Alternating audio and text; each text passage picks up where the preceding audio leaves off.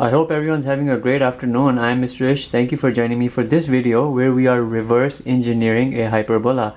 What that means is that we're given a set of information. From that we have to reverse engineer the equation of that hyperbola. Here we're provided the center, a single vertex, and eccentricity. How can you reverse engineer the equation? Before you do anything, you know, for a hyperbola which is vertically oriented, you have an equation which looks like this: y minus k whole square over a square minus x minus h whole square over b square is equal to 1. The representative equation, or the simplified equation, is this: y square over a square minus x square over b square is equal to 1. A vertically oriented hyperbola. This represents translation. You have h and k components. For a horizontally translated hyperbola with the center not at the origin, you have x minus h whole square over a square minus y minus k whole square over b square is equal to 1, and you're really looking at x square over a square minus y square over b square is equal to 1.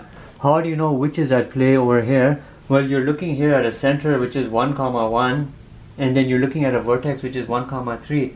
You know you're looking somewhere in a vertical dimension, so you are looking here at a vertically directed hyperbola. You'll have one stem over here, and then you'll have a stem over here, and you know you'll have your asymptotes. All of that will come into play. Remember, if this is your center, the vertex comes next, then comes the focal point. The focal point for hyperbola is always further away from the center.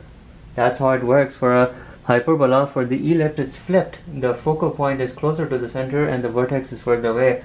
These are the varieties of nuances you need to be aware of. Anyhow, looking back here, we've determined that we are looking at a vertically oriented hyperbola. So let's bring everything into perspective. You know we have to determine an A and we have to determine a B. You know the vertex represents an A, but how much of that is A? If you look here at the Y value, you're looking here at a 1 and you're looking here at a 3. The distance between these two is a 2. That clearly tells you your A value is a 2. When you're looking here at the eccentricity, you know E is equal to C over A, which here is 3 over 2. But I know A here is 2. I have a C over 2 is equal to 3 over 2. I know now C is equal to 3. And how did I determine this out? By means of ratio. Eccentricity C over A is equal to 3 over 2. I have 3 over 2. Find the missing variable C. How do I determine B? Well, you know for a hyperbola, C square is equal to A square plus B square. For ellipse, C square is equal to A square minus B square. But remember, for a hyperbola, C is larger than A, C is larger than B. You have to remember that. I have a C square, which is in 3 square, a 9, A square, which is a 4, plus B square. You know B here is a root 5, so we've determined B. B here is equal to root 5. We have everything now to complete the equation. We have the center, H and K values. We have our A's and B's. Bring them into play. You have a Y minus 1. Over a square, which is a 4, minus x minus 1.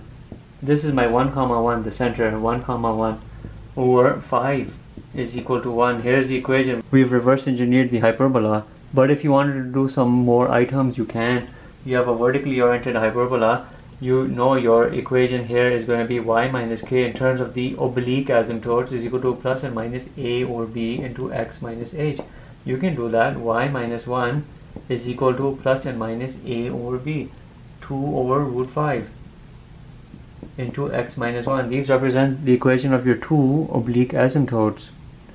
If I know now vertex is this, I know my other vertex too. One vertex is upward, one vertex is downward. My second vertex will be an equal distance away in terms of the a value from the center. 1 comma 1 minus 2. 1 comma minus 1. Using the C value right here, we can easily determine our two focal points. One focal point will be higher than this, the other focal point will be lower than this by this amount. We have 1 comma 1, we can add 1 plus 3 and 1 minus 3. So therefore our focal points are 1 comma 1 plus 3, which is a 4, and 1 comma 1 minus 3, which is a minus 2. That's what it is. Now a very quick graph. We have 1 comma 1. It can be just a rough graph. That's my center right over here. I have a vertex 1 comma 3. I have another vertex 1 comma minus 1, a focal point 1 comma 4, and another focal point 1 comma minus 2. Here's my graph right here looking like that. And then of course going through the center will be your two asymptotes, which you know are this: y minus k is equal to plus and minus 2 over root 5 x minus 1. Everything is complete, but this right here was indeed the answer we're looking for. Y minus 1 whole square divided by 4 minus x minus 1 whole square divided by 5 equals 1. represents the hyperbola which would satisfy these pieces of information that you have. Thank you for watching. Have a good day.